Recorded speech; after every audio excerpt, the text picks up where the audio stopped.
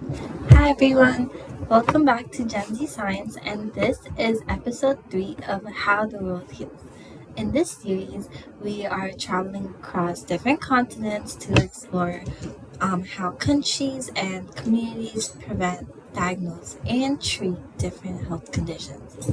In our first episode, we learned about diabetes care across North America. In our second episode, we learned about snake bites and antivenom in South America.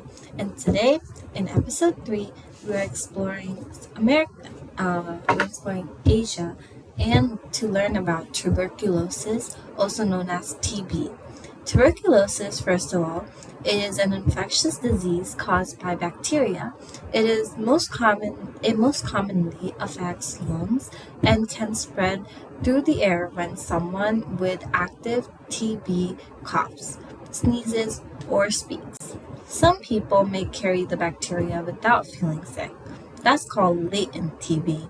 However, active TB can cause symptoms such as long-lasting cough, fever, tiredness, chest pain, night sweats, and weight loss. Tuberculosis can usually be treated with antibodies, but patients must take several medicines for many months.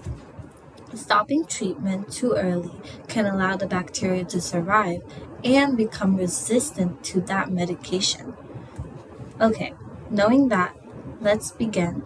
Our first destination is Saudi Arabia. Saudi Arabia receives millions of international visitors, especially during major religious gatherings such as Hajj and Umrah, which I could be pronouncing wrong. When large numbers of people travel and gather closely, preventing the spread of respiratory diseases becomes extremely essential. Health screenings, medical centers, public health education, and infection control measures can help identify possible TB cases and reduce transmission. Doctors may use chest x rays, skin or blood tests, and laboratory testing to determine whether someone has tuberculosis. Next, we have Kazakhstan, and here Kazakhstan has worked to improve the detection and treatment of tuberculosis, including drug-resistant forms of the disease. Drug-resistant tuberculosis develops when the bacteria no longer responds to some of the medicines normally used to treat it. This can happen when medications are not taken correctly or treatment is stopped too soon. Patients with drug-resistant TB may need different medications and a longer treatment period. Kazakhstan shows why closely monitoring patients and helping them complete their full treatment is an important part of controlling the disease. Our next stop is China.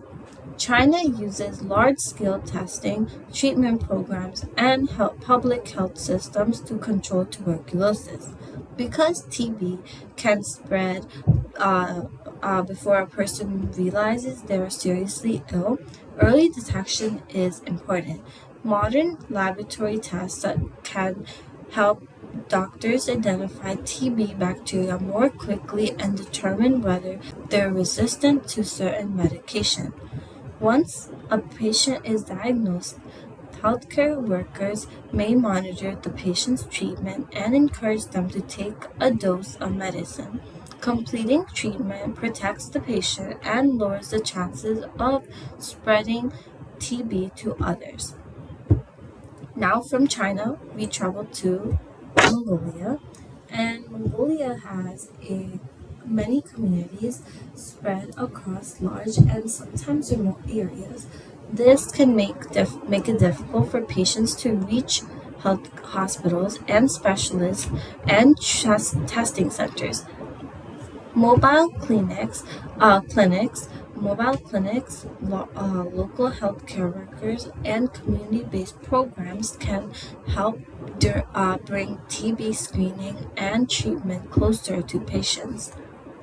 Healthcare workers may also help patients understand their medication and continue treatment even when they live far away from a major medical center. Mongolia demonstrates how geography can sometimes affect access to healthcare and why local support is important. Our final destination is Russia. Russia has faced challenges with drug-resistant tuberculosis. Treating resistant tuberculosis can be more difficult because common antibiotics are no longer working. Doctors must test the bacteria and select medications that are still effective. Patients may need to take several medicines for an extended period and attend regular medical appointments. Hospitals must also use infection control measures such as proper ventilation, protective equipment, and separating contagious patients when necessary. This helps protect healthcare workers, family members, and other patients from exposure. Now, as we've traveled across Asia, we saw that controlling tuberculosis requires more than simply giving patients antibiotics. Saudi Arabia, for example, shows the importance of disease control prevention during international travel and large gatherings. Kazakhstan focuses on completing treatment and managing drug-resistant tuberculosis. China demonstrates the value of early testing in large public health programs, and Mongolia highlights the challenges of reaching remote communities, while Russia shows the importance of treating resistant forms of the disease. Together, these locations show that TB care requires early diagnosis, effective medication, patient control, infection control, and access to healthcare.